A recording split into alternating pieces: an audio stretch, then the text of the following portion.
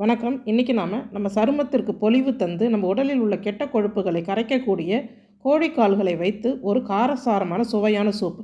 இது BP sugar இருக்கிறவங்க அனைவரும் சாப்பிடலாம். Hello viewers, welcome to காப்பியாஸ் village kitchen. இப்போ பாருங்கள், நான் ஒரு 6 கால்களை எடுத்துருக்கிறேன். நீங்கள் ஒரு 1/4 கிலோ கால் வாங்கிக்கலாம். இல்லை ஒரு 10 ரூபாய்க்கு கால் கேட்டிங்கன்னா கூட கடைகளில் தந்துடுவாங்க. அதுவே தாராளமாக இருக்கும். நம்ம ஆட்டுக்கால் சூப் மாதிரி கோழிக்காலை அதிகமாக பயன்படுத்துறது கிடையாது. ஆனால் இதில் அவ்வளவு நன்மைகள் நமக்கு இருக்குது. அதையும் பற்றி இதில் நம்ம தெரிஞ்சுக்கலாம். இதை நீங்கள் தண்ணியில் போட்டு வச்சுட்டு இது மேலே இருக்க இந்த மஞ்சள் கலர் தோலெல்லாம் முடிஞ்ச வரைக்குமே க்ளீன் பண்ணி எடுத்துருங்க. அதே மாதிரி இந்த நகைப்பகுதிகளை கடையிலே வெட்டி கொடுக்க சொல்லுங்கள். இல்லைன்னு சொன்னாலும் நீங்கள் கத்தி வச்சு கரெக்டாக கட் பண்ணி எடுத்துடணும். இந்த அளவுக்கு சுத்தமாக இருக்கணும். உங்களுக்கு தலை அந்த மாதிரி நீங்கள் வச்சுருந்தா கூட, அதே நாட்டுக்கோழி தலை கால்கள் இருந்தால் இன்னுமே சிறப்பாகவே இருக்கும். இந்த மாதிரி இருந்தாலுமே சுத்தமாக க்ளீன் பண்ணி எடுத்துடணும். பாருங்கள், என் பையன் எடுத்துட்டான் அதை நான் க்ளீன் பண்ணுறதுக்குன்ட்டு. அவனுக்கு இந்த மாதிரி வேலைகள்லாம் தான் பிடிக்கும். இப்போ இதெல்லாம் நல்லா க்ளீன் பண்ணிவிட்டு ஒரு 5-6 தடவை நல்லா அலசி எடுத்துருங்க. இப்போ நம்ம ப்ரெஷர் குக்கரில் சேர்த்துடலாம். இது கூட ஒரு மீடியம் சைஸ் வெங்காயம், ஒரு தக்காளி. இதுக்கு அதிகமாக வெங்காயம் தக்காளியெல்லாம் சேர்க்கக்கூடாது. இது அவிக்கிறதுக்கு மட்டும்தான். சின்ன வெங்காயமே முழுசாக சேர்த்துக்கிறதா இருந்தாலும் ஒரு கைப்பிடி அளவுக்கு சின்ன வெங்காயம் நறுக்கி சேர்த்துடலாம். நான் பெரிய வெங்காயம் இப்போ சேர்த்துருக்குறேன். சின்ன வெங்காயம் கடைசியாக சேர்க்க போகிறேன்.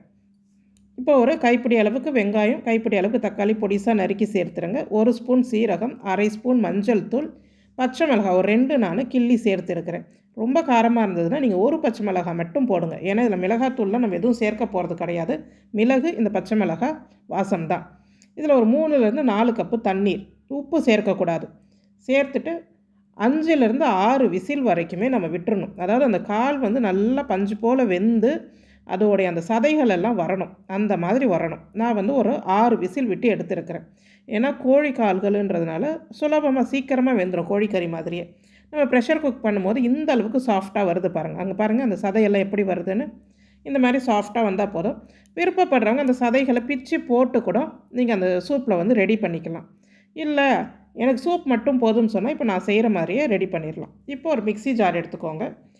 7லேருந்து 8 சின்ன வெங்காயம் ஆட் பண்ணிக்கோங்க. ஒரு 3/4 ஸ்பூன் மிளகு, 1 ஸ்பூன் சீரகம்.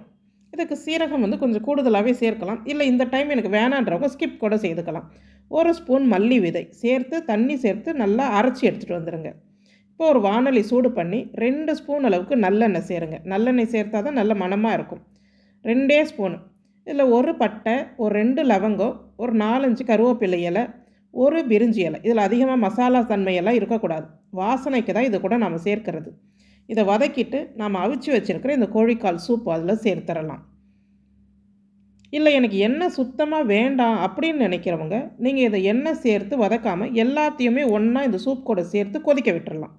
இப்போ நாம் மிக்சியில் அரைச்சி எடுத்துகிட்டு வந்திருக்கிற இந்த விழுதை இதை தண்ணி கலந்து சேர்த்துருங்க. இதில் எவ்வளோ தண்ணி நீங்கள் கரெக்டான அளவில் சேர்க்க முடியுமோ அந்த மாதிரி மட்டுமே சேருங்க. எக்ஸ்ட்ரா 1 கப்பு சேர்த்தா போதும். இப்போது சேர்த்து உப்பு, இது நல்ல கொதி வர ஸ்டேஜில் குறைவாக உப்பு சேருங்க. அதிகமாக குழம்புல சேர்க்குற மாதிரி சேர்த்துடக்கூடாது. குறைவான அளவில் தான் நாம் இதில் உப்பு சேர்க்கணும். ஏன்னா இது நம்ம குடிக்க தான் போகிறோம். அதனால் பார்த்து சேர்த்துட்டு இதை கொதிக்க விட்டுருங்க. இந்த கோழி கால்களில் அதிகமாக இருக்கிறது என்னென்னா கொலாஜன் இருக்குது. இந்த கொலாஜன் எதுக்கு நமக்கு பயன்படுது? நம்ம உடம்பில் இருக்கிற கெட்ட கொழுப்புகளை வெளியேற்றுறதுக்கு இந்த கொலாஜன் பயன்படுது. அதே மாதிரி இந்த கோழி கால்களில் நம்ம இந்த அடிபட்டிருக்கிற நேரமெல்லாம் அடிக்கடி செய்து குடித்தோன்னா நம்மளுக்கு இந்த அடிபட்டு இருக்கிறது சீக்கிரமாக குணமாகும். உடலில் எந்த பகுதியில் அடிபட்டு இருந்தாலும் இரத்த சிவப்பணுகளை அதிகமாக உற்பத்தி செய்யும். கால்சியம் அதிகமாக நிறைந்தது, எலும்புகளுக்கு வலு சேர்க்கும். அந்த அளவுக்கு நன்மை இந்த கோழிக்கால்களில் இருக்குது. நம்ம ஆட்டுக்கால் சூப்புக்கு கொடுக்குற முக்கியத்துவத்தை இந்த கோழிக்கால் சூப்புக்கு கொடுக்க மாட்டோம். ஆனால் வாரத்தில் 2-3 முறை தாராளமாக இந்த கோழிக்கால்களை சூப் வைத்து குடிக்கலாம். இது அதிக கொழுப்பு சத்து உடையது அப்படின்லாம் சொல்கிறாங்க. அந்த மாதிரியெல்லாம் கிடையாது. இதை நீங்கள் இந்த மாதிரி சேர்த்து சாப்பிடும்போது நம்ம உடம்பில் இருக்கிற கெட்ட கொழுப்புகளை குறைக்கக்கூடிய தன்மை இது கொடுக்குது. அதே மாதிரி மேனி பளபளப்பு. நீங்கள் சீனர்களெல்லாம் பார்த்தீங்கன்னா அதிகமாக இந்த கோழிக்கால்களை வேஸ்ட் பண்ணவே மாட்டாங்க, அதிகமாக சாப்பிடுவாங்க. அவங்களுக்கு இந்த ஸ்கின் எல்லாம் அதனாலே நல்லா இருக்கும். அந்த மேனி பளபளப்பு, அந்த சருமத்திற்கு அவ்வளோ நன்மை தருது இந்த கோழி கால்களை நாம் சமைத்து சாப்பிடும்போது. பாருங்கள், 2 நிமிஷம் நல்லா கொதிக்க விட்டு ஒரு கைப்பிடி அளவுக்கு கொத்தமல்லி பொடிசாக நறுக்கி அதில் ஆட் பண்ணிவிடுங்க. ஸ்டவ் ஆஃப் பண்ணிவிட்டு ஆட் பண்ணுங்கள். சுட சுட பரிமாறலாம்.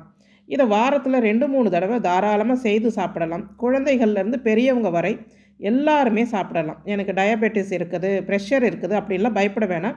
இது ப்ளட் ப்ரெஷரை குறைக்கவும் செய்யும். அதனால் தாராளமாக பயம் இல்லாமல் இந்த சூப் யாருனாலும் சாப்பிடலாம். செய்து பாருங்கள். பிடிச்சிருந்தா நம்ம காப்பியாஸ் வில்லேஜ் கிச்சன் சேனலுக்கு ஒரு லைக் பண்ணி, ஷேர் பண்ணி, கமெண்ட் பண்ணுங்கள். நன்றி.